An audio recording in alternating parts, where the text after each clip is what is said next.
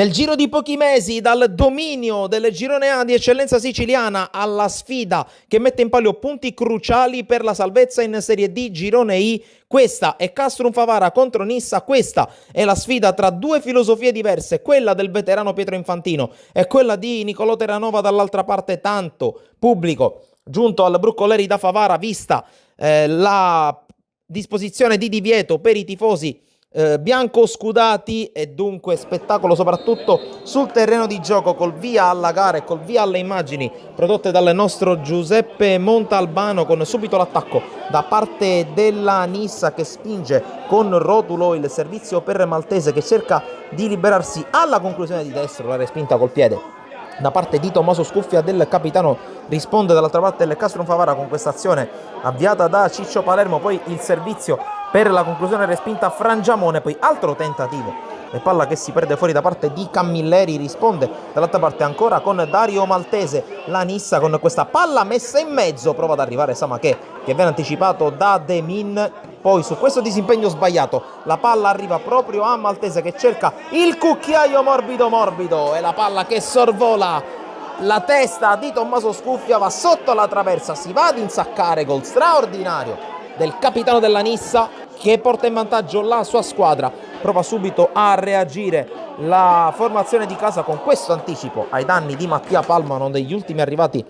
in casa favarese. Prova a chiudere in avanti il primo tempo la Nissa, qui c'è un contatto su Bollino, il direttore di gara non ha dubbi, calcio di rigore per la Nissa, nulla servono le proteste di Demin, il direttore di gara è inamovibile. Allora dal dischetto si presenta Mauro Bollino, il fischio dell'arbitro, la rincorsa e il sinistro, il 2-0 della Nissa. In gol Mauro Bollino che si scrolla la polvere dalla maglia, le critiche dalla maglia. 2-0 per la squadra di Terranova che dunque si porta sul 2-0 all'intervallo, col direttore di gara che manda le squadre negli spogliatoi. Poco Castrum Favara nei primi 45 minuti, ma nel secondo tempo la musica cambierà in maniera imponente, perché la squadra di Infantino scende in campo con un altro piglio nella ripresa. Qui Baglione che prende il centro, va a calciare Antonio Lezzai, la mette fuori con i pugni, poi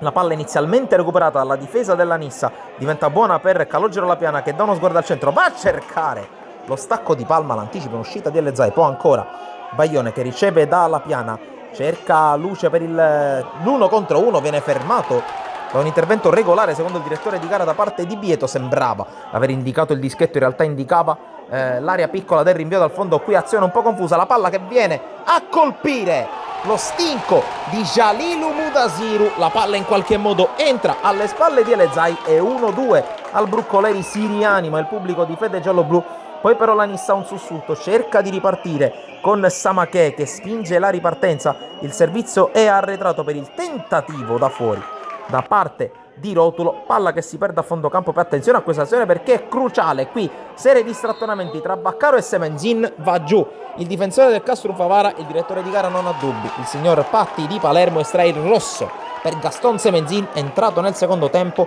La partita svolta perché adesso il Castrum Favara ha un uomo in più e può spingere a testa bassa. Qui la piana, serve Baglione, un asse che funziona, la palla messa in mezzo non benissimo da Baglione che ci rimane male per l'azione sprecata, ma attacca ancora la squadra di Infantino alla ricerca del pareggio. Qui bella finta di corpo di Lapiana che favorisce Baglione, conclusione mancina sopra la traversa, uno degli ultimi squilli, ma attenzione a quello che accade adesso con il cross dalla destra. Baglione questa volta di testa sul secondo palo, battuto Elezai, la palla in fondo al sacco, Sandro Baglione suona la carica e il gol del 2-2, rimonta completata dal Castrum Favara che qui però rimane a sua volta in 10 uomini, entrata in ritardo di Deiana Testoni, secondo giallo e parità numerica nel finale di una partita che però, complice anche le poche energie da una parte e dall'altra, ha ben poco da dire. E allora arriva come una liberazione il triplice fischio del signor Patti di Palermo, finisce 2-2 il derby salvezza tra Castrum Favara e Nissa.